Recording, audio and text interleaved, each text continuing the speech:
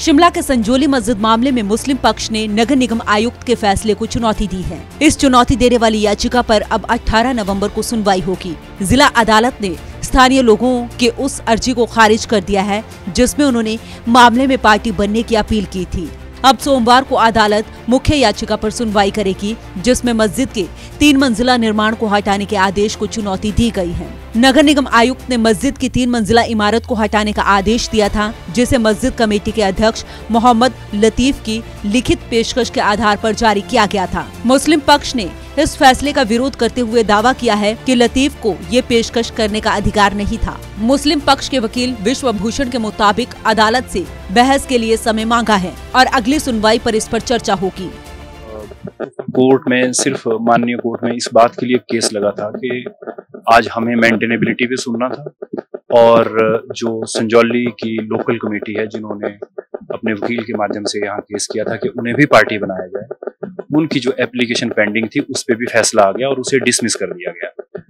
उनका कहा कि इनका कोई लोकस नहीं है यहाँ आने का, और उसको हमने भी चैलेंज किया था कि उनका कोई लोकस नहीं है, उसको डिसमिस कर दिया माननीय अदालत। स्थानीय लोगों की तरफ से अधिवक्ता जगत पाल ने कोर्ट में अपना पक्ष रखते हुए कहा कि ये मामला नगर निगम शिमला और वक्फ बोर्ड के बीच है और इस मामले में तीसरे पक्ष की कोई भूमिका नहीं होनी चाहिए। आज की प्रोसीडिंग में जो हमारी एप्लीकेशन है, हम पहले भी कह रहे हैं, उससे कोई ज्यादा फर्क पड़ने वाला नहीं है। उसमें फैसला इधर आए या उधर आए, और हम जो कोर्ट को बताना चाहते थे वो हमने 25 पेज के आर्गुमेंट हमने सबमिट कर दिए हैं। आज जो हमने आर्गुमेंट सबमिट किए थे कोर्ट में, आज उसी के ऊपर कोर्ट ने कहा है कि आप जो इस कोर्ट में जो नीचे जो केस है वो सिर्फ इलीगल और अनऑथराइज्ड कंस्ट्रक्शन का है और इंटरलिक्विटरी ऑर्डर है। तो इंटरलिक्विटरी ऑर्डर की अपील 253 में नहीं हो सकती है। 254 में ही प्रोविजन है कि उसकी अपील जो है डिविजनल कमिश्नर के पास, फाइनेंस कमिश्नर के पास उसकी है, वो कोर्ट ने बोला और हमने वो अपने आर्गुमेंट में लिख के भी दिया हुआ है। और हम जैसे बार बार कह रहे हैं कि ये जो मैटर चल रहा है ये अथॉरिटी और वायलेटर के बीच में है। अथॉरिटी म्युनिसिपल कारपोरेशन शिमला है और वायलेटर इसमें एचपी वक्फ बोर्ड है। और म्युनिसिपल लिमिट में जो भी कंस्ट्रक्शन होती है वो सारी कंस्ट्रक्शन जो है वो म्युनिसिपल कारपोरेशन की परमिशन से होती है, उनकी अप्रूवल से होती है। मामला अब जिला अदालत में मुख्य याचिका पर केंद्रित हो गया है, जिसमें मुस्लिम पक्ष ने मस्जिद के निर्माण को बचाने के लिए कानूनी लड़ाई जारी रखी है। वह स्थानीय लोग भी अदालत के सामने अपनी दलीलें पेश कर चुके हैं, लेकिन कोर्ट ने उन्हें सीधे तौर पर मामले का हिस्सा बनने से इनकार कर दिया है। सूर्य समाचार के लिए शिमला से अरुण उन्याल की रिपोर्ट। शिमला के संजौली मस्जिद मामले में मुस्लिम पक्ष ने नगर निगम आयुक्त के फैसले को चुनौती दी है। इस चुनौती देने वाली याचिका पर अब 18 नवंबर को सुनवाई होगी। जिला अदालत ने स्थानीय लोगों के उस अर्जी को खारिज कर दिया है जिसमें उन्होंने मामले में पार्टी बनने की अपील की थी।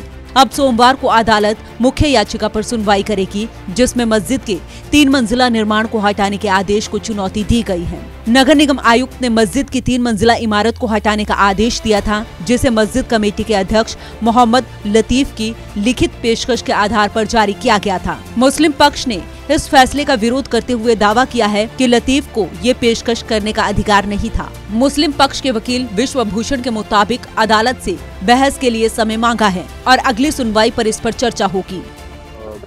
कोर्ट में सिर्फ माननीय कोर्ट में इस बात के लिए केस लगा था कि आज हमें मेंटेनेबिलिटी भी सुनना था और जो संजौली की लोकल कमेटी है जिन्होंने अपने वकील के माध्यम से यहाँ केस किया था कि उन्हें भी पार्टी बनाया जाए, उनकी जो एप्लीकेशन पेंडिंग थी उस पर भी फैसला आ गया और उसे डिसमिस कर दिया गया।